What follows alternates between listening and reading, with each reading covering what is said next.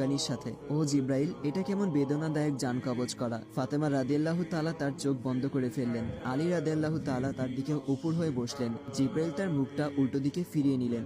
রাসূল সাল্লাল্লাহু আলাইহি ওয়াসাল্লাম বললেন, হে জিব্রাইল, তুমি মুখটা উল্টো দিকে ঘোরালে কেন? আমার প্রতি তুমি বিরক্ত? জিব্রাইল বললেন, হে রাসূলুল্লাহ, সাকারাতুল মাউতের অবস্থায় আমি আপনাকে কিভাবে দেখে সহ্য করতে পারি?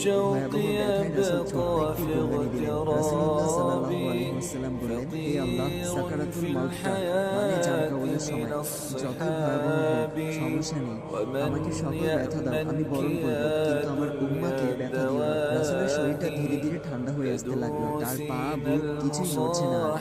রাসূলের চোখের পানির সাথে তার ঠোঁটটা কম্পিত ছিল। তিনি কিছু বলবেন মনে হয়। আলী রাদিয়াল্লাহু তাআলা তার কানটা রাসূলের মুখের কাছে নিয়ে গেলেন। রাসূল বললেন, নামাজ কায়েম করো এবং তোমাদের মাঝে থাকা দুর্বলদের যত্ন নাও। রাসূলের ঘরের বাইরে চলছে কান্নার আওয়াজ।